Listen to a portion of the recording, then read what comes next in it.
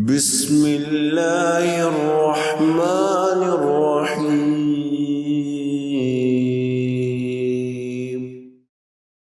نحمده ونصلي على رسوله الكريم اعوذ باللہ من الشیطان الرجیم بسم اللہ الرحمن الرحیم رب اشرح لي صدری ویسر لي امری واحلل عقدۃ من لسانی یفقهوا قولی۔ اپنے پچھلے 2-3 سیشن سے ہم قرآن کریم کی روشنی میں قوم یہود یا یہودیوں کی مختلف صفات لرن کر رہے ہیں، اور قرآن کریم میں جو اللہ رب العزت کی طرف سے مجھے بڑی بے چینی ہوتی ہے یہ لفظ ہم صفات جب یوز کرتے ہیں نا نیگیٹو کوالٹیز کے لیے، تو قرآن کریم میں اللہ رب العزت نے اپنی آیات کے ذریعے سے جو بھی ان کے کیریکٹرسٹکس ہمیں بتائے ہیں، جو بھی ان کے اخلاقیات کے حوالے سے ہمیں آگاہ کیا ہے۔ اور ہم سب جانتے ہیں کہ سورۃ البقرہ ایک طویل ترین سورت ہے جس میں کئی دفعہ بنی اسرائیل کا ذکر آتا ہے اور قوم یہود کا ذکر آتا ہے، تو ہم سٹڈی کر رہے ہیں۔ ہم نے پچھلی دفعہ سیکھا تھا کہ یہودیوں کی جو تیسری کیریکٹرسٹک ہے، جس کو آپ صفت کہہ سکتے ہیں، وہ یہ کہ یہ اللہ رب العزت کی خصلت بھی کہہ سکتے ہیں، گڈ ورڈ۔ یہ اس میں جو تیسری کیریکٹرسٹک ہے وہ یہ کہ یہ اللہ رب العزت کی نعمتوں کی ناشکری اور ناقدری کرنے والی قوم تھی۔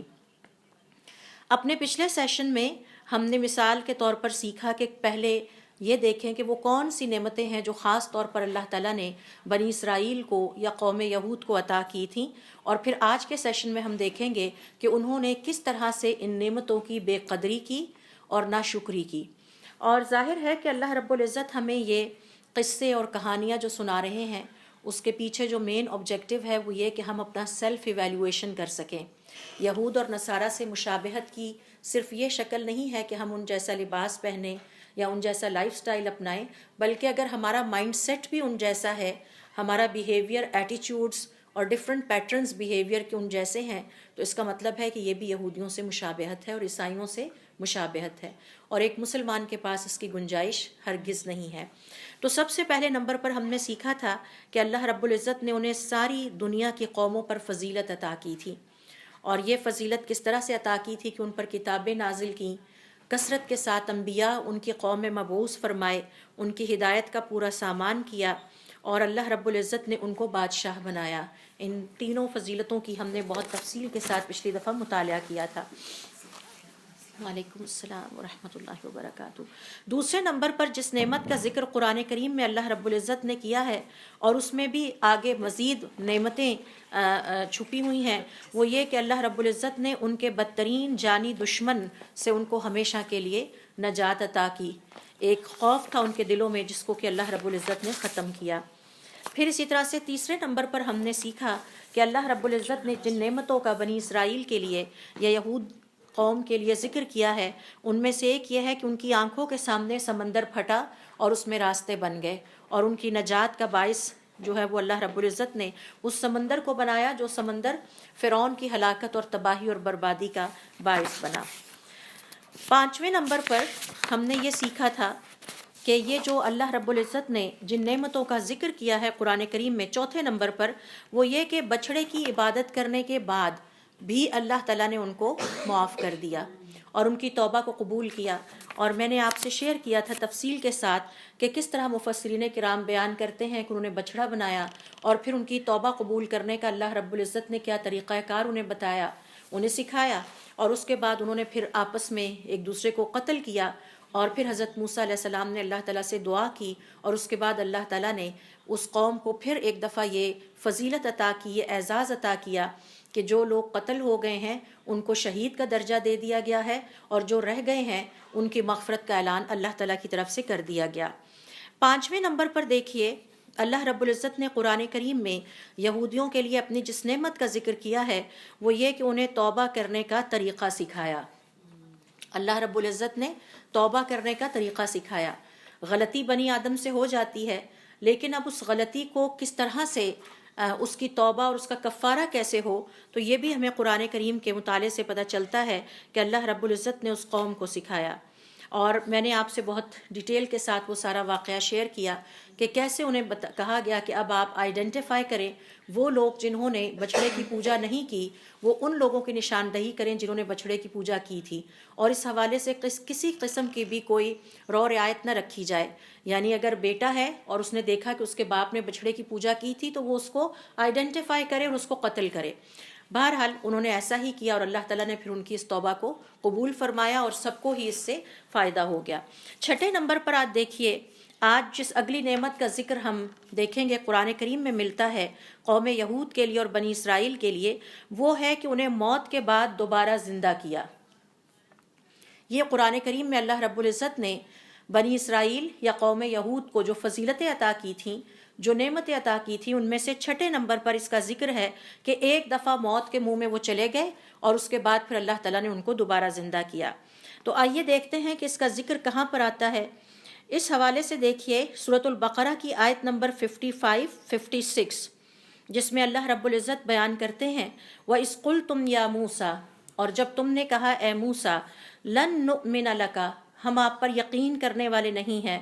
حَتَّىٰ نَرَى اللَّهَ جَهْرَةً، جب تک کہ ہم اپنی آنکھوں سے خود اللہ تعالیٰ کو نہ دیکھ لیں. فَأَخَذَتْكُمُ الصَّاعِقَةُ، پھر ایک سخت قسم کی کڑک نے تمہیں آ لیا، وَأَنْتُمْ تَنظُرُونَ، اور تم دیکھ رہے تھے. ثُمَّ بَعَثْنَاكُمْ، پھر ہم نے تمہیں دوبارہ زندہ کیا. یہاں آ کر مفسرین کہتے ہیں اس کی تفسیر بیان کرتے ہوئے، اور آگے چل کے ہم اس واقعے کو انتہائی تفصیل کے ساتھ سیکھیں گے. ثُمَّ بَعَثْنَاكُمْ مِن بَعْدِ مَوْتِكُمْ، پھر اس موت کے بعد ہم نے تمہیں دوبارہ زندہ کیا. یعنی جو انہوں نے ڈیمانڈ کی تھی کہ ہم اللہ تعالیٰ کو دیکھنا چاہتے ہیں، اور پھر ایک شدید قسم کی کڑک کے نتیجے میں وہ سب موت کے منہ میں چلے گئے. پھر اللہ رب العزت نے ان کو دوبارہ زندگی عطا کی. لعلکم تشکرون، شاید کہ اب ہی تم شکر گزار ہو جاؤ. تو اس حوالے سے جو ہم دیکھتے ہیں وہ یہ ہے کہ موت کے منہ میں یہ یہودی یا بنی اسرائیل کے افراد اس لیے گئے تھے کہ انہوں نے حضرت موسیٰ علیہ السلام سے یہ ڈیمانڈ کی تھی کہ وہ اللہ تعالیٰ کو اپنی آنکھوں سے دیکھنا چاہتے ہیں. اللہ رب العزت نے انہیں یہ بات بتائی تھی کہ تمہارا جسم یا تمہاری آنکھیں اس کی سکت نہیں رکھتی. حضرت حسن بصری رحمۃ اللہ علیہ سے کسی نے سوال کیا کہ ہم آخرت کی زندگی میں تو اللہ تعالیٰ کا دیدار کریں گے اور اللہ تعالیٰ کو دیکھ بھی سکیں گے، لیکن دنیا کی زندگی میں ہم کیوں نہیں اللہ تعالیٰ کو دیکھ سکتے؟ تو انہوں نے جواب دیا اس لیے کہ آج جو وجود تمہارے پاس ہے اس وجود کا حصہ ہے تمہاری آنکھیں، اور تمہاری آنکھیں فانی ہیں. اللہ تعالیٰ باقی ہے، فانی سے باقی کو نہیں دیکھا جا سکتا. قیامت والے دن جو وجود تمہیں عطا کیا جائے گا وہ باقی ہوگا، ہمیشہ رہنے والا، اور باقی سے باقی کو دیکھا جا سکتا ہے. تو یہ کیپیسٹی نہیں ہے اس باڈی کے اندر، یہ کیپیسٹی نہیں ہے ان آئیز کے اندر کہ وہ اس سے اس کائنات کو دیکھ سکے. اللہ رب العزت کی ذات تو دور کی بات ہے، اس کائنات ہی کو دیکھ سکے کہ جو پیرالل اس وقت ایگزسٹ کر رہی ہے اور جو ہماری ان نگاہوں سے اوجھل ہے. بہت کچھ اوجھل ہے. میرے اور آپ کے جسم میں کتنے وائرس اس وقت پائے جاتے ہیں ہم نہیں دیکھ سکتے. میرے اور آپ کے جسم کے اندر جو سیلز ہیں وہ ایک پوری دنیا ہے اور ہم ان کو نہیں دیکھ سکتے اس خالی آنکھ سے. تو اس دنیا کی، اس فزیکل ورلڈ کی بہت ساری چیزیں ایسی ہیں، مخلوقات ایسی ہیں کہ جن کو ہماری یہ نگاہیں نہیں دیکھ سکتی. تو اللہ رب العزت نے ان کو یہ بات سمجھانے کی کوشش کی. بہرحال وہ اپنی ضد پر اڑے رہے. اور آپ فرق دیکھیے یہاں پر قوم یہود کے رویے میں اور صحابہ اکرام رضوان اللہ علیہم اجمعین کے رویے میں، کہ ایک دفعہ حجاب کی آیت نازل ہوتی ہے تو خواتین بلا چوں چرا کیے اپنے گھر کے بستر پردے پھاڑ کے انہوں نے اپنے آپ کو کور کر لیا کہ یہ اللہ تعالیٰ کا حکم آ گیا ہے. تو اللہ تعالیٰ کے ساتھ آگے سے بحث کرنا، اللہ تعالیٰ کے ساتھ اپنی ضد پہ اڑے رہنا، اور پھر آپ دیکھیے فرما برداری کا اگر اور جسے کہتے ہیں لائلٹی کا سبق ہم نے لینا ہو تو حضرت ابراہیم علیہ السلام کو حکم دیا جاتا ہے کہ اپنے بیٹے کو ذبح کر دو، اور وہ بغیر چوں چرا کیے خاموشی سے اپنے بیٹے کو پکڑتے ہیں اور اللہ تعالیٰ کی راہ میں پیش کر دیتے ہیں. تو یہ ہے اللہ تعالیٰ کے ساتھ ادب، اور یہ ہے اللہ تعالیٰ کے ساتھ لائلٹی اور اللہ تعالیٰ کی نعمتوں کی شکر گزاری. تو یہاں پر کیا کیا قوم یہود نے، بنی اسرائیل کے ان افراد نے، کہ انہوں نے اللہ رب العزت کے ساتھ ضد کی، اڑے رہے اور کہا ہم تو آپ پر ایمان ہی نہیں لائیں گے جب تک ہم آپ کو اپنی آنکھوں سے نہیں دیکھ لیں گے. یعنی یہ پیک ہے جسے کہتے ہیں بیڈ مینرز کی، کسی ایسی ہستی کے ساتھ کہ جس کے ساتھ ہمیں بہت مینرفل ہونا چاہیے. اور پھر یہ ایک ایسا سوال تھا جو کہ یہودیوں کی بے ادبی پر مشتمل تھا، اور اس میں آپ کہہ سکتے ہیں کہ انہوں نے گویا اللہ تعالیٰ پر اعتبار نہیں کیا، بے اعتباری پر مشتمل تھا، اور اس میں خاص قسم کی سختی پائی جاتی ہے۔ تو مفسرین کرام اس حوالے سے کہتے ہیں کہ اس آیت میں اللہ رب العزت نے انہیں یہ سمجھانے کی کوشش کی کہ تمہارے لیے یہ ممکن نہیں ہے کہ تم مجھے دیکھ سکو، اگر تم اس کڑک کو برداشت کر جاؤ تو پھر تو شاید تم مجھے دیکھ سکو، لیکن وہ اس کڑک کو بھی برداشت نہ کر سکے اور اس کی وجہ سے موت کے منہ میں چلے گئے۔ اور ربیع ابن انس کہتے ہیں کہ یہ جو ان کی موت تھی یہ دراصل ان کے لیے سزا کے طور پر تھی، کہ ٹھیک ہے تم نے مانگا ہے نا، تم کہتے ہو ہم نے دیکھنا ہے تو ٹھیک ہے دیکھ لیجئے اور کانسیکوینسز کو فیس کر لیجئے اگر آپ نہیں مانتے۔ اور یہ حقیقت ہے کہ ہمیں پتہ ہونا چاہیے کہ اللہ رب العزت نے ہمیں جتنے کاموں کے کرنے کا حکم دیا ہے وہ سب ہمارے مصلحت میں ہیں، فائدے میں ہیں، اور جن سے ہمیں روکا ہے ان میں بھی ہماری کوئی نہ کوئی مصلحت ہے اور اس میں بھی ہمارا کوئی نہ کوئی فائدہ ہے۔ تو ایسے میں کیا ہوا کہ وہ سب موت کے منہ میں چلے گئے، اور پھر اللہ رب العزت کی نعمت دیکھیے ان پر اور اپنا فضل دیکھیے کہ اللہ تعالیٰ نے ان کو دوبارہ سے زندہ کر دیا اور درگزر کیا ان کے اس مطالبے پر بھی۔ ابن جریر رحمۃ اللہ علیہ اس حوالے سے جو کہ ایک مشہور مفسر گزرے ہیں وہ فرماتے ہیں کہ حضرت موسیٰ علیہ السلام سے یہ مطالبہ کرنے والے وہ 70 افراد تھے جو کہ اپنے قبیلے کے سربراہ تھے، اور اپنے قبیلے کے مشورے سے حضرت موسیٰ علیہ السلام کے ساتھ آئے تھے، اور جب وہ حضرت موسیٰ علیہ السلام کے ساتھ اس جگہ پر پہنچے تو انہوں نے کہا کہ دیکھیے آپ کی اپنے رب سے ملاقات ہے تو ہم تو آپ پر یقین نہیں لائیں گے جب تک کہ آپ دونوں کی گفتگو بھی نہ سن لیں۔ پہلے ڈیمانڈ تو یہ کی کہ پہلے تو یہ کہا ہم ساتھ جائیں گے، ساتھ چل پڑے، اور اس کے بعد وہاں پہ پہنچ کے کہا کہ دیکھیں ہم سنیں گے تو ہمیں یقین آئے گا نا کہ آپ کا کوئی رب ہے اور وہ آپ پر وحی نازل کرتا ہے اور وہ آپ سے گفتگو کرتا ہے۔ اور پھر جب ربیع ابن انس رضی اللہ تعالیٰ عنہ روایت سے بیان کرتے ہیں کہ جب انہوں نے حضرت موسیٰ علیہ السلام اور اللہ رب العزت کی گفتگو سن لی تو اس کے بعد کہا، پہلے ساتھ بھی گئے، گفتگو بھی سن لی، اور بے ادبی کی اور بے اعتباری اور سختی کی حد دیکھیے، کہتے ہیں لن نؤمن لک حتی نر اللہ جہرتن۔ تیسری ڈیمانڈ یہ تھی کہ اب ہمیں اپنا رب بھی دکھاؤ، ہمیں کیا پتہ جس سے تم باتیں کر رہے ہو وہ رب ہے یا کوئی اور ہے۔ تو یہ تھی نیچر آپ کہہ سکتے ہیں یا اخلاقی برائی جو کہ قوم یہود میں پائی جاتی تھی۔ اور یہاں پر سوال یہ پیدا ہوتا ہے کہ اللہ رب العزت نے اس کو جمع کے صیغے میں کیوں بیان کیا ہے؟ اس لیے کہ یہ جو 70 افراد حضرت موسیٰ علیہ السلام کے ساتھ آئے تھے یہ اپنے قبیلے کو ریپرزینٹ کر رہے تھے، اور وہ قبیلے کے سردار تھے، اور انہوں نے واپس جا کر ساری تفصیلات اپنے قبیلے کو دینی تھیں، اور یقیناً اپنے قبیلے کے مشورے کے بعد اور آپس میں مشوروں کے بعد ہی انہوں نے حضرت موسیٰ علیہ السلام کے ساتھ یہ رویہ اختیار کیا کہ جس میں نافرمانی بھی پائی جاتی تھی، ایک ایسا رویہ جس میں اللہ رب العزت کے ساتھ بے ادبی بھی پائی جاتی تھی، اور اپنے پیغمبر پر اور اللہ تعالیٰ پر بے اعتباری بھی پائی جاتی تھی۔ اور اس کے مقابلے میں ذرا تصور کیجئے صحابہ کرام رضوان اللہ علیہم اجمعین پر کہ جن کو ایک آواز جاتی تھی اور وہ کہتے تھے ہمارے ماں باپ بھی آپ پر قربان، اور وہ ہر چیز حضور اکرم صلی اللہ علیہ وسلم پر قربان کرنے کے لیے تیار رہتے تھے۔ یہی دراصل ادب ہے اللہ تعالیٰ کے ساتھ بھی اور اللہ رب العزت کے پیغمبر حضرت محمد صلی اللہ علیہ وآلہ وسلم کے ساتھ بھی، جس کی مثال انہوں نے قائم کی۔ 7ویں نمبر پر دیکھیے یہودیوں پر جس نعمت کا اللہ رب العزت نے قرآن کریم میں ذکر کیا ہے وہ یہ ہے کہ باوجود اس کے کہ قوم یہود نے ایک بہت ہی غلط قسم کی جسے کہتے ہیں یا گناہ کا ارتکاب کیا اللہ تعالیٰ کے حق میں، اور وہ یہ تھا کہ انہوں نے اللہ تعالیٰ سے کیے گئے وعدوں کو توڑ ڈالا۔ اس کے باوجود اللہ رب العزت نے انہیں اپنی رحمت سے نوازا، اپنی مغفرت اور بخشش سے نوازا، اور اس کا ذکر بھی قرآن کریم میں اللہ رب العزت نے کیا ہے۔ سورۃ البقرہ کی آیت نمبر دیکھیے 63 اور 64، جس میں اللہ تعالیٰ فرماتے ہیں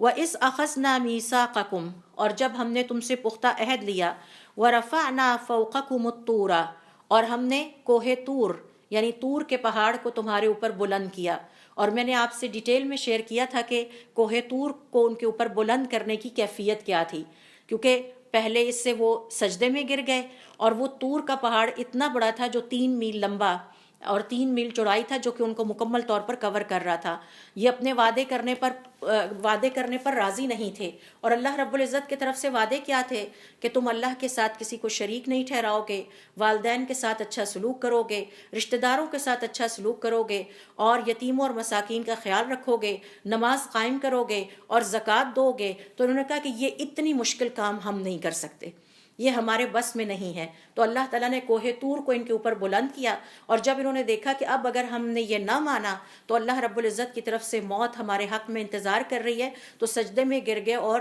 سر تسلیم خم کیا، لیکن اس میں بھی اس طرح سے کہ ایک طرف کی آنکھ جو ہے وہ اٹھائے رکھی اور طور کے پہاڑ کی طرف دیکھتے رہے کہ یہ ٹلے تو ہم پھر دوبارہ سے اپنی اسی پرانی روش پر واپس آ جائیں۔ تو یہ جو مسچیویس ایٹیچیوڈ ہے اللہ تعالیٰ کے ساتھ، یہ اللہ تعالیٰ کو پسند نہیں ہے۔ اللہ تعالیٰ دلوں کے حال جانتا ہے، سینوں کے راز جانتا ہے، ہمارے دماغ میں کیا خیالات سمائے ہوئے ہیں اللہ تعالیٰ کو اس کا پتہ ہے۔ لہٰذا ہمیں دل اور دماغ کے ساتھ اللہ رب العزت کا فرما بردار ہونا چاہیے، اور اللہ تعالیٰ کے ساتھ مکمل ادب کا مظاہرہ کرنا چاہیے۔ تو اس کا ذکر اللہ رب العزت نے یہاں پہ کیا، وَإِذْ أَخَذْنَا مِيثَاقَكُمْ وَرَفَعْنَا فَوْقَكُمُ الطُّورَ خُذُوا مَا آتَيْنَاكُمْ بِقُوَّةٍ۔ ہماری ایک ہی تم سے ڈیمانڈ تھی کہ جو کچھ آج ہم آپ کو دے رہے ہیں،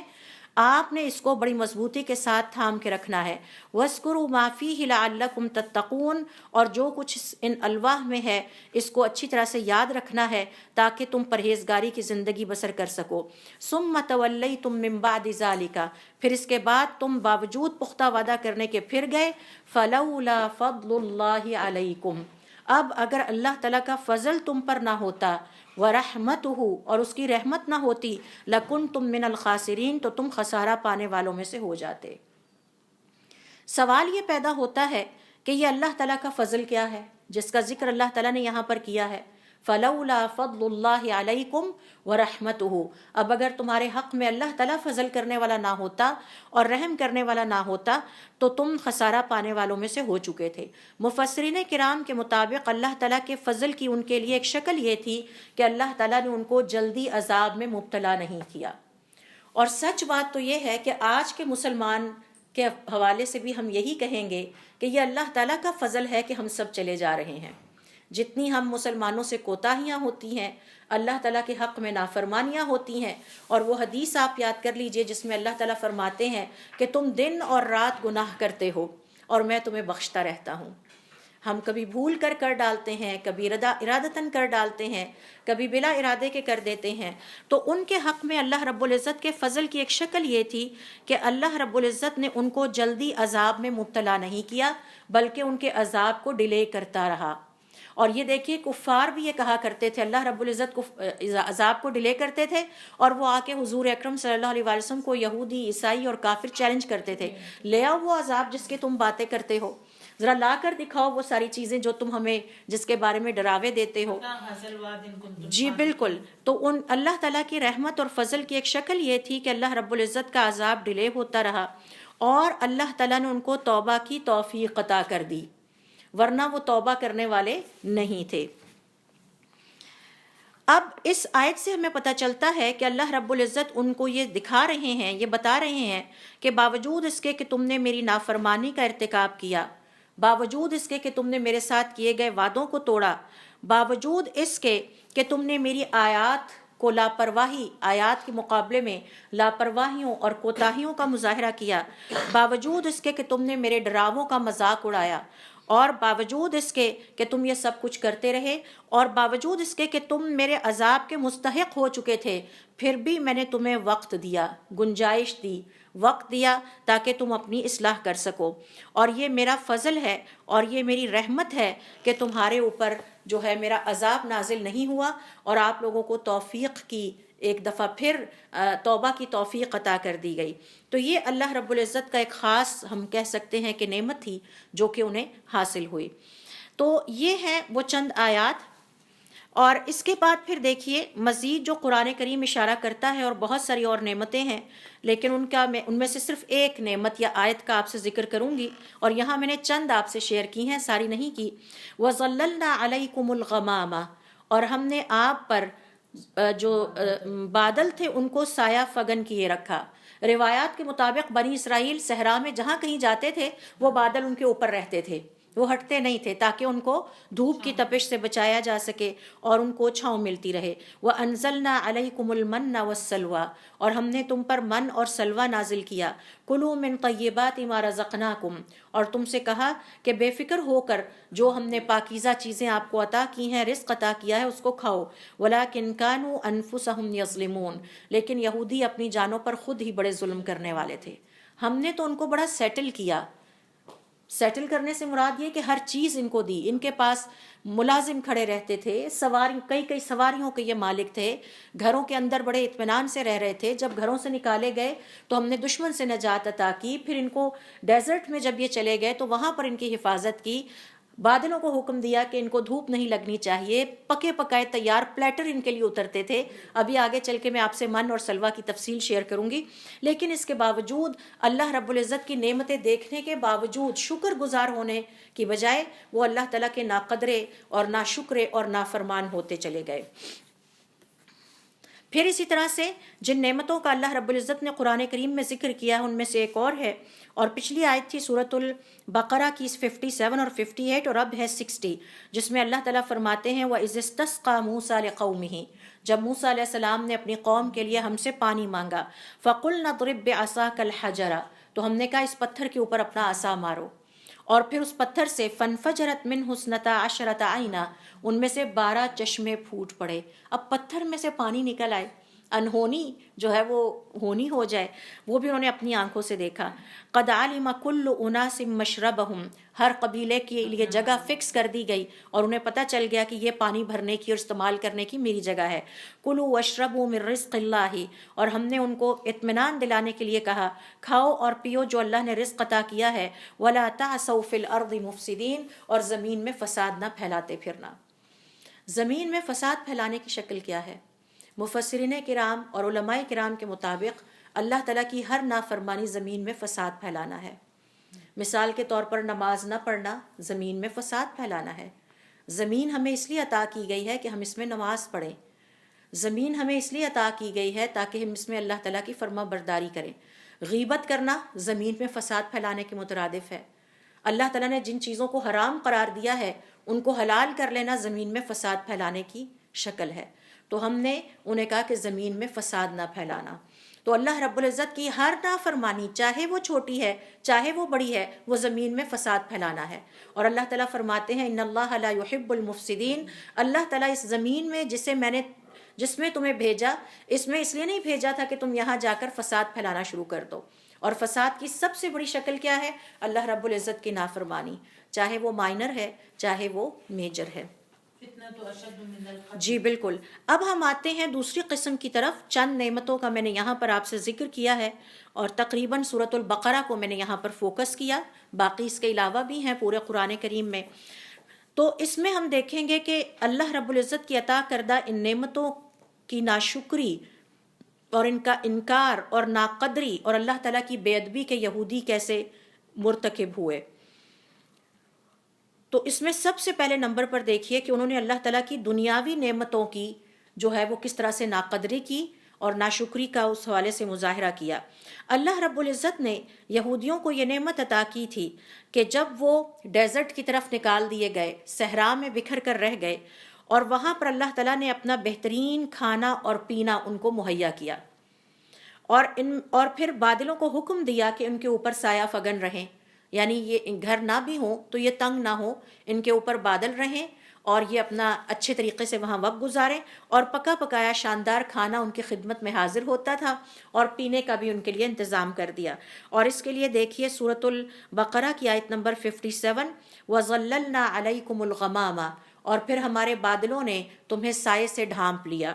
وَأَنزَلْنَا عَلَيْكُمُ الْمَنَّ وَالسَّلْوَىٰ، اور ہم نے تم پر من اور سلوہ نازل کیا۔ کُلُوا مِن طَيِّبَاتِ مَا رَزَقْنَاكُمْ، اور تمہیں بے فکری کے لیے کہتے ہوئے، بے فکری کے لیے جو ہے وہ ہم نے کہا کہ جو رزق ہم دیں اس کو کھاؤ اور پیو۔ وَمَا ظَلَمُونَا، اور پھر انہوں نے ہمارے ساتھ زیادتی نہیں کی، وَلَٰكِن كَانُوا أَنفُسَهُمْ يَظْلِمُونَ، بلکہ وہ یہ غلط حرکتوں سے، اللہ تعالیٰ کی نافرمانی سے اور اللہ تعالیٰ کی نعمتوں کو پانے کے باوجود اللہ تعالیٰ کی جو نافرمانیاں کرتے رہے اور ناشکریاں کرتے رہے، اس سے انہوں نے اپنا ہی نقصان کیا۔ امام سعدی رحمۃ اللہ علیہ فرماتے ہیں اس آیت میں اللہ رب العزت نے بیان کیا ہے کہ یہودی جب صحرا کی طرف نکال دیے گئے تھے تو وہاں اللہ رب العزت نے انہیں سائے جیسی عظیم نعمت عطا کی اور کھلا اور وافر رزق عطا کیا. وَظَلَّلْنَا عَلَيْكُمُ الْغَمَامَ وَأَنزَلْنَا عَلَيْكُمُ الْمَنَّ. من عربی زبان میں ہر اس فارم آف رزق کو کہتے ہیں جو بلا مشقت کسی کو عطا کر دیا جائے، جسے آپ رزق کریم کہتے ہیں. دیکھیں آپ کو بادل سایہ کر رہے ہیں، آپ کو گھر بنانے کی ضرورت نہیں پڑ رہی، ٹھیک ہے، آپ کی نیڈ پوری ہو رہی ہے، آپ کو اٹھ کے کچن میں جا کے گھنٹوں لگا کے پکانا نہیں پڑ رہا اور آپ کو انواع و اقسام کے کھانے آپ کی خدمت میں حاضر ہو جائیں، تو یہ رزق کریم ہے. اس کو ہم رزق کریم کہتے ہیں جو بلا مشقت یا بہت تھوڑی مشقت کے ساتھ کسی انسان کو عطا کر دیا جائے. آپ اپنے ارد گرد نظر دوڑائیے، کتنے ہی ہمارے ارد گرد ایسے لوگ ہیں جو انتہائی مشقت کے ساتھ زندگی گزارتے ہیں لیکن ان کو بہت تھوڑا رزق ملتا ہے، ان کی ضروریات بھی پوری نہیں ہو پاتی. تو مجھے اور آپ کو اللہ تعالیٰ نے بلیس کیا ہے کہ ہمیں اللہ تعالیٰ نے ایسا رزق عطا کیا ہے کہ ہم اپنی ضروریات پوری کر کے بھی ہمارے پاس کچھ نہ کچھ سیونگ کے لیے ہوتا ہے. تو علماء کرام کا یہ کہنا ہے کہ جو لفظ من ہے عربی زبان میں ایسے ہر فارم آف رزق کو کہا جاتا ہے جو بہت زیادہ مشقت سے نہیں بلکہ اس کے بغیر ہی حاصل ہو جاتا ہے. اور جو کھانا اتارا جاتا تھا وہ یہ نہ سمجھے کہ صرف ایک کھانا ہوتا تھا، وہ کمپلیٹ پلیٹر ہوتا تھا، ایک پیکج ہوتا تھا، اور اس میں سبزیاں بھی ہوتی تھیں، اس میں گوشت بھی ہوتا تھا اور اس میں اناج بھی ہوتا تھا، اور اس میں خاص طور پر مشرومز یا کھمبیاں بھی پائی جاتی تھیں. آپ کو پتہ ہے that's a big source of protein. اب ڈیزرٹ میں بیٹھے کسی انسان کو اگر سبزیاں بھی پکی پکائی مل رہی ہیں اور کھمبیاں یا مشرومز بھی مل رہے ہیں اور اس کے علاوہ اس میں ادرک کی کافی آمیزش ہوتی تھی. آپ کو پتہ ہے کہ ادرک یا اس کا قہوہ جو ہے وہ ڈائجسٹو سسٹم کو بہتر کرنے کے لیے کہ جو آپ روزانہ گوشت کھا رہے ہیں دن میں 2 یا 3 دفعہ آپ نے اس کو ڈائجسٹ بھی کرنا ہے تو وہ اس کے لیے بہت مفید ہوتا ہے. تو اسی طرح سے سلوا جو ہے وہ ایک ایسا پرندہ تھا کہ جس کا گوشت بہت نرم ہوتا ہے اور وہ تازہ ان کو مہیا ہوتا تھا. تو یہ اللہ رب العزت کی طرف سے کمپلیٹ پلیٹر ان کے لیے اترتا تھا، اور پھر اللہ رب العزت نے ان کو یہ تاکید کی کلوا من طیبات ما رزقناکم، یہ جو پاکیزہ رزق ہم آپ کو عطا کر رہے ہیں اس میں سے کھائیے. تو ذرا تصور کیجئے کہ ایک قوم اللہ رب العزت کی اتنی عنایات کو دیکھ رہی ہو، اتنا اللہ تعالیٰ اس کو نواز رہے ہوں، اور اس کے باوجود وہ اللہ تعالیٰ کی نافرمانی کرتی جائے. اور سچ بات یہ ہے کہ آج میں دیکھتی ہوں تو ہم میں اور ان میں کوئی بہت زیادہ فرق نہیں ہے. اللہ تعالیٰ نے ہمیں بادشاہ بنایا ہے، ہمارے گھروں کے آگے کئی کئی گاڑیاں کھڑی ہوتی ہیں، ڈرائیور ہماری جو ہے وہ خدمت کے لیے 24 گھنٹے حاضر ہوتے ہیں، گھر میں 2-2 3-3 ملازمین ہمارے پاس ہوتے ہیں. بادشاہوں والی زندگی ہم اور ہماری اولادیں گزار رہی ہیں. گھر ہمارے ضرورت سے زیادہ بڑے ہیں، یعنی یہ نہیں ہے کہ بہت چھوٹے ہیں جن میں ہم بمشکل رہ رہے ہیں. ہمارے ٹیبلز پر انواع و اقسام کے کھانے بڑی سہولت کے ساتھ باوجود مہنگائی کے، باوجود بدترین معاشی حالات کے پہنچ رہے ہیں، اور ہمارے کھانوں میں اور خوابوں میں کسی قسم کا فرق نہیں آیا. ہماری جو روزی اللہ رب العزت نے ہمیں عطا کی ہے اس میں کسی قسم کا کوئی فرق نہیں آیا. تو آپ ذرا اللہ تعالیٰ کی عنایات کو کاؤنٹ کر لیجئے اور اس کے مقابلے میں اللہ تعالیٰ کی فرما برداری اور نافرمانیوں کی لسٹ بنا لیجئے، تو خود ہی ہم سیلف ایویلیویشن کر سکتے ہیں کہ کس حد تک ہم کہاں پر سٹینڈ کرتے ہیں اور اللہ رب العزت کے حق میں ہم کس حد تک ادب اور فرما برداری کا مظاہرہ کر رہے ہیں یا نافرمانی کا مظاہرہ کر رہے ہیں. اور یہ جو قوم یہود کے بارے میں کہا جاتا ہے کہ وہ بڑی ناشکری تھی اور انہوں نے اللہ تعالیٰ کی نعمتوں کا انکار کیا، اس کا کیا مطلب ہے؟ اس کا مطلب یہ ہے، علماء کرام کا یہ کہنا ہے کہ اللہ رب العزت نے ہمیں جو نعمتیں دی ہیں آیا وہ اللہ تعالیٰ کو راضی کرنے کے لیے استعمال ہو رہی ہیں یا اللہ کو ناراض کرنے کے لیے استعمال ہو رہی ہیں؟ مثال کے طور پر مال ہے، کیا مال میں بہت کانشیس ہو کے ایسی جگہوں پر خرچ کرتی ہوں جہاں اللہ خوش ہوتا ہے، یا ایسی جگہوں پر خرچ کرتی ہوں جو اللہ کی ناراضگی کا باعث بن سکتا ہے؟ آج بحیثیت قوم کے میں بات کروں تو ہماری قوم مال کے حوالے سے اللہ تعالیٰ کی نافرمانی اور ناشکری کا ارتکاب کرتی ہے.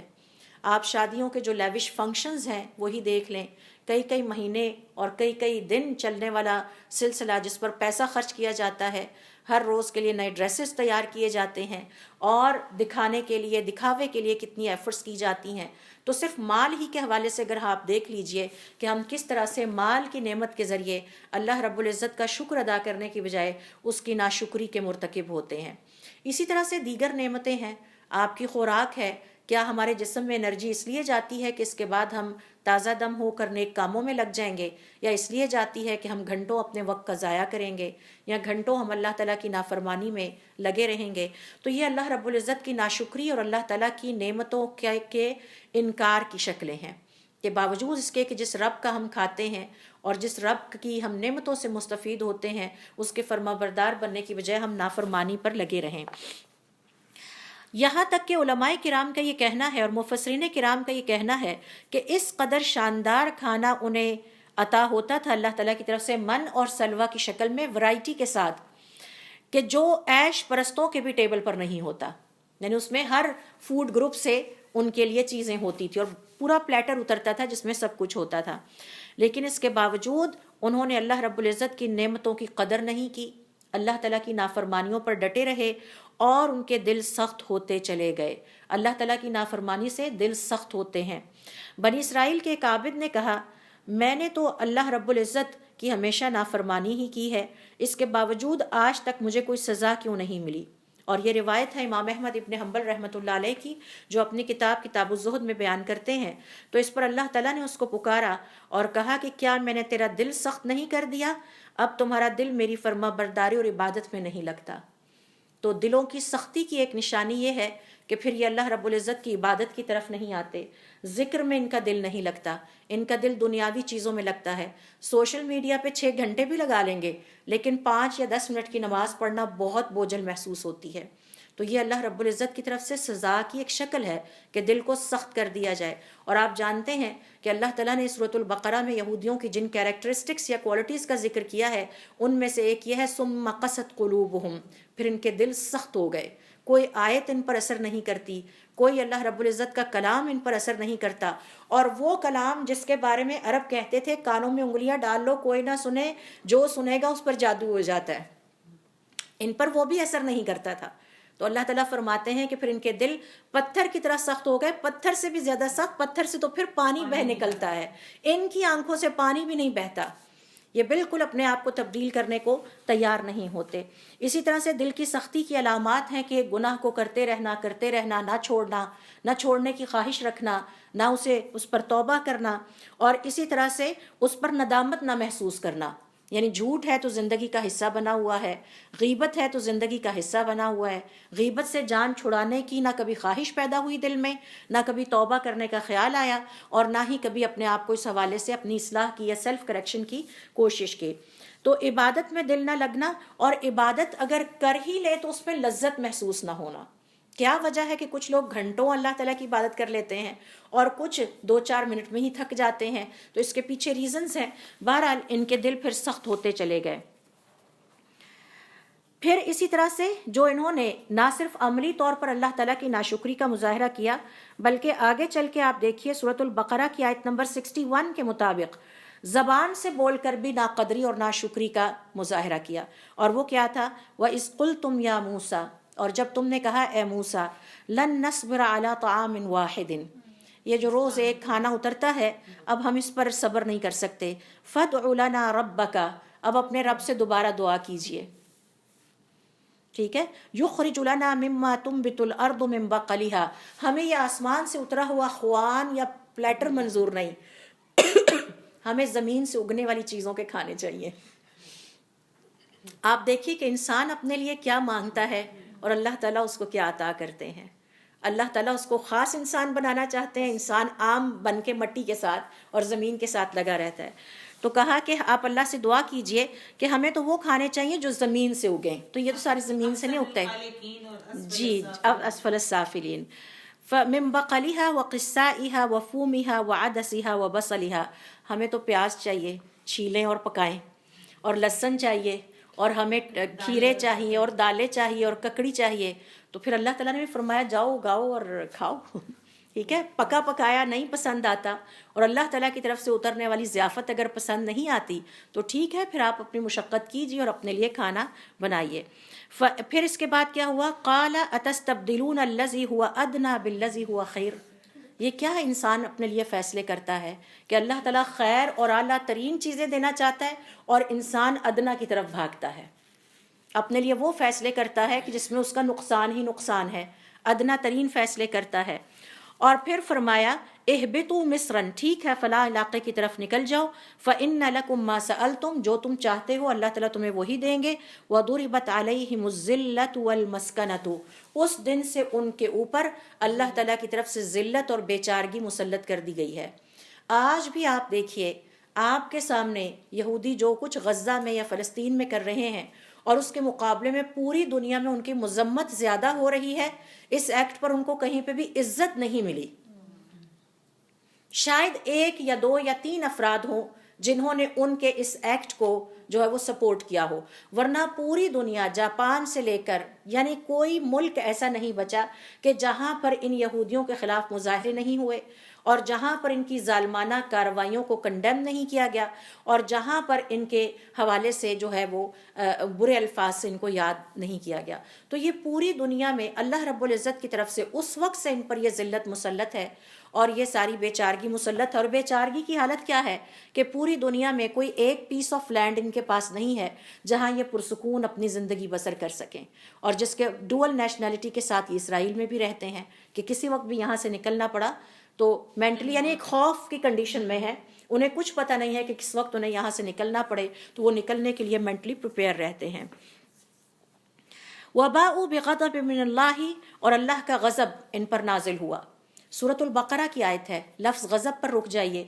سورۃ الفاتحہ میں ہم اللہ تعالیٰ سے دعا کرتے ہیں اہدنا الصراط المستقیم صراط الذین انعمت علیہم غیر المغضوب علیہم۔ تو اللہ تعالیٰ نے سورۃ البقرہ میں بتا دیا یہ مغضوب علیہم قوم کون ہے اور ان پر اللہ تعالیٰ کا غضب کیوں نازل ہوا تھا۔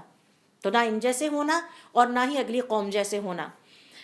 پھر اللہ تعالیٰ فرماتے ہیں ذالک بانہم، ان کے ساتھ یہ سب کچھ اس لیے ہوا کانوا یکفرون بآیات اللہ، یہ اللہ تعالیٰ کی آیات کی پرواہ نہیں کرتے تھے، ٹھیک ہے، اور پرواہ کرنے سے کیا مراد ہے، ان پر عمل نہیں کرتے تھے۔ اور پھر فرمایا وَيَقْتُلُونَ النَّبِيِّينَ بِغَيْرِ الْحَقِّ، ناحق اپنے انبیاء کو قتل کر ڈالتے تھے۔ ان کی اپنی کتابوں میں ہے کہ ایک پیغمبر بھاگا کہ یہ قوم اس کو قتل کرنے کے درپے تھی، یعنی آج کی اگر آپ ان کی تورات کھولیں اور ان کی کتابیں کھولیں اس میں یہ واقعات درج ہیں، یعنی یہ بھی دل کی سختی کی حد ہے کہ خود اپنی کتابوں میں یہ واقعات پائے جاتے ہیں۔ تو پیغمبر نے کسی درخت کے تنے میں چھپ کر پناہ لینے کی کوشش کی، انہوں نے آرے سے اس تنے کو 2 حصے کر دیا اور اندر ہی پیغمبر کا بھی مرڈر ہو گیا۔ یعنی اس حد تک سخت دل والی یہ قوم رہی ہے اور رہے ہیں کہ جو اللہ رب العزت کی بھی پرواہ کرنے والے نہیں تھے، اللہ تعالیٰ کے بھی نافرمان تھے اور اپنے انبیاء کے بھی نافرمان تھے۔ پھر اسی طرح سے دیکھیے کہ یہودیوں نے جو دینی نعمتیں ہیں، دین کے حوالے سے جو اللہ تعالیٰ نے انہیں فضیلت عطا کی تھی، ان نعمتوں کا کیسے انکار کیا اور اس کی ناشکری اور ناقدری کے کیسے مرتکب ہوئے۔ تو اس حوالے سے دیکھیے ہمارے پاس ہے سورۃ البقرہ کی آیت نمبر، سورۃ المائدہ کی آیت نمبر 13، جس میں اللہ رب العزت فرماتے ہیں وَلَقَدْ أَخَذَ اللَّهُ مِيثَاقَ بَنِي إِسْرَائِيلَ، اللہ رب العزت نے بنی اسرائیل سے وعدہ لیا وَبَعَثْنَا مِنْهُمْ 12 نَقِيبًا، اور ان میں 12 سردار مقرر کیے، وَقَالَ اللَّهُ، اور اللہ تعالیٰ نے فرمایا إِنِّي مَعَكُمْ، میں تمہارے ساتھ ہوں گا۔ یہ الفاظ نوٹ کرنے والے ہیں، انی معکم، میں تمہارے ساتھ ہوں گا، لأکفرن عنکم لئن اقمتم الصلاۃ، اگر تم جب تک کہ تم نمازیں قائم کرتے رہے، وآتیتم الزکاۃ، اور تم اپنی زکوٰۃ ادا کرتے رہے، وآمنتم برسلی، اور میرے پیغمبروں پر ایمان لاتے رہے، وعزرتموہم، اور میرے پیغمبروں کا احترام اور تعظیم کرتے رہے، اور پھر وَأَقْرَضْتُمُ اللَّهَ قَرْضًا حَسَنًا، اور جب تک تم اللہ تعالیٰ کو بہترین قرض دیتے رہے یعنی صدقہ کرتے رہے اس کے راستے میں، لَأُكَفِّرَنَّ عَنْكُمْ سَيِّئَاتِكُمْ، تو میں تمہارے ساتھ بھی ہوں گا اور یہ نیکی کے کام کرنے پر میں تمہارے گناہ مٹاتا رہوں گا، وَلَأُدْخِلَنَّكُمْ جَنَّاتٍ تَجْرِي مِن تَحْتِهَا الْأَنْهَارُ، اور تمہیں ایسے جنت کے باغات میں داخل کروں گا جن کے سرسبز اور شاداب ہونے کا عالم یہ ہے کہ ان کے نیچے سے نہریں بہتی ہیں۔ فَمَنْ كَفَرَ بَعْدَ ذَلِكَ مِنْكُمْ، اب اس کے بعد بھی اگر تم میں سے کوئی کافر ہو جاتا ہے، منکر ہو جاتا ہے، تو فَقَدْ ضَلَّ سَوَاءَ السَّبِيلِ، تو وہ سیدھے رستے سے گمراہ ہو گیا۔ اب کیا ہوا یہاں پر، انہوں نے ان تمام جو اللہ رب العزت کے ارشادات تھے ان کا انکار کر دیا، نمازیں پڑھنے کی کوئی ضرورت محسوس نہیں کی، بھلا ہی دیں، ختم ہی ہو گئی ان کے ہاں، اور پھر انہوں نے اللہ تعالیٰ سے کیے گئے تمام وعدوں کو بھی توڑ ڈالا، اور اپنے انبیاء کے ساتھ بھی برا سلوک کیا، اور اس برے سلوک کے بارے میں بھی سورۃ المائدہ کی آیت نمبر 13 میں اللہ رب العزت نے اس کی کیفیت بیان کی ہے، فَبِمَا نَقْضِهِمْ مِيثَاقَهُمْ، اللہ تعالیٰ کے ساتھ کیے گئے وعدے کو توڑنے کی وجہ سے، وَكُفْرِهِمْ بِآيَاتِ اللَّهِ، اور اللہ تعالیٰ کی آیات کے منکر ہو جانے کی وجہ سے، وَقَتْلِهِمُ الْأَنْبِيَاءَ بِغَيْرِ حَقٍّ، اور انبیاء کو ناحق قتل کرنے کی وجہ سے، وَقَوْلِهِمْ، اور ان کے اس کہنے کی وجہ سے، قُلُوبُنَا غُلْفٌ، ہاں ہمارے تو دلوں پر پردہ پڑا ہوا ہے، ہم تو ہیں ہی ایسے، بل طبع اللہ علیہا بکفرہم، ان سے کہو ایسا نہیں ہے، تمہارے کفر کی وجہ سے اللہ تعالیٰ نے تمہارے دلوں پر پردے ڈال دیے، فلا یؤمنون الا قلیلا، لہٰذا کم ہی ہیں جو ان میں سے ایمان لاتے ہیں۔ تو یہ انہوں نے جو دین کی نعمتیں اللہ تعالیٰ نے انہیں عطا کی تھیں، ان کی بھی ناقدری اور ناشکری کی۔ وہ نعمتیں کیا تھیں؟ نماز اللہ تعالیٰ کی ایک بہت بڑی نعمت ہے، اور دن میں 5 دفعہ نماز پڑھنے سے آپ کو کتنے دنیاوی اور اخروی فائدے حاصل ہوتے ہیں، یہ شاید ہمیں ادراک بھی نہ ہو۔ ایک فائدہ یہ ہے کہ اس سے ہمارا ایمان تازہ ہوتا رہتا ہے، ہمارا ایمان گرو کر کے بڑا ہو جاتا ہے، اور ایمان کو گرو کرنا ہی ہماری زندگی کا مقصد ہے۔ اور اس کے ساتھ ساتھ اگلا فائدہ یہ ہے کہ اس سے آپ کے نور میں اضافہ ہوتا ہے، وہ نور جو پل صراط کے اوپر اور جو قبر کے اندھیرے میں ہمارے کام آئے گا، وہ ہمارا ایسٹ ہے، وہ ہمارا سرمایہ ہے۔ اور پھر اس نماز کی وجہ سے آپ مسلسل اپنے کنٹرول ٹاور سے کنیکٹڈ رہتے ہیں، آپ اللہ رب العزت کی خاص حفاظت میں اور اس کی کفایت میں اور اس کی رحمت میں رہتے ہیں۔ تو یہ اللہ رب العزت کی طرف سے دین کی نعمت ہے۔ آپ خود دیکھیے کہ اگر ہمیں نماز پڑھنی نہ آتی ہوتی تو ہم اپنی آخرت کی تعمیر کیسے کر سکتے تھے۔ اسی طرح سے زکوٰۃ ہے تو زکوٰۃ آپ کے مال کو بڑھاتی ہے، زکوٰۃ آپ کے مال کو پاک کرتی ہے، جو مال آپ استعمال کرتے ہیں وہ اس کی وجہ سے پاکیزہ ہو جاتا ہے۔ تو سچی بات یہ ہے کہ یہ غریبوں کا احسان ہے کہ وہ ہم سے یہ قبول کر لیتے ہیں، اگر وہ ہم سے یہ قبول نہ کرتے تو ہمارا مال ناپاک رہتا، وہ مال جو ہم کھاتے اور جو استعمال کرتے وہ سارے کا سارا ناپاک ہوتا اور وہ گرو نہ کرتا، اس میں برکت نہ ہوتی۔ تو یہ دین کی نعمتیں ہیں، اور پھر اللہ تعالیٰ نے اپنا پیغمبر ہم پر نازل کیا، حضور اکرم صلی اللہ علیہ وسلم کی وجہ سے ہمیں کون کون سی بہترین فضیلتیں حاصل ہیں جو کہ دنیا کی کسی قوم کو حاصل نہیں ہیں۔ اور قوم یہود مسلمانوں سے جو حسد کرتی ہے، اس حسد کے پیچھے مین وجہ یہ ہے کہ ان کو ایک پیغمبر ملا اور ان کو شریعت ملی اور انہیں قرآن کریم عطا ہوا۔ تو یہودی جن باتوں پر مسلمانوں سے حسد کرتے ہیں، ان میں سے ایک یہ ہے کہ انہیں سورۃ الفاتحہ عطا ہوئی، اور ایک یہ ہے کہ یہ آمین کہتے ہیں، اور اگر ان کا آمین فرشتوں کی آمین کے ساتھ مل جائے تو ان کی بخشش اور مغفرت ہو جاتی ہے۔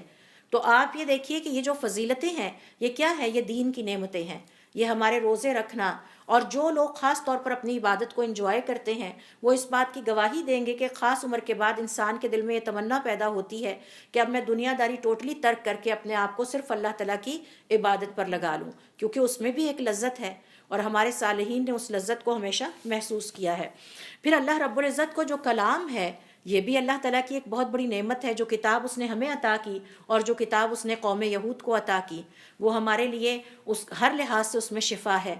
ہمارے لیے اس میں فزیکلی بھی شفا ہے، اسپرچولی بھی شفا ہے، اور اس کا ایک ایک حرف جنت کا ایک درجہ ہے۔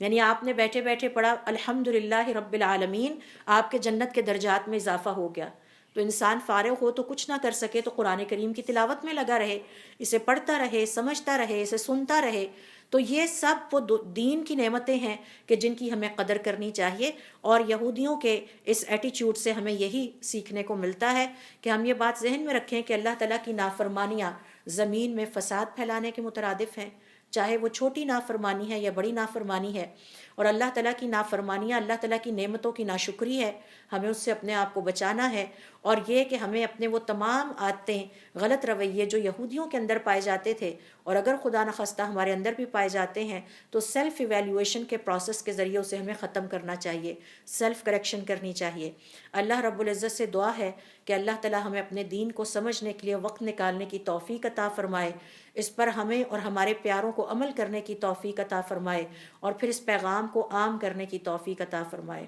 سبحانک اللہم و بحمدک، نشہد ان لا الہ الا انت، نستغفرک و نتوب الیک۔ Mm-hmm.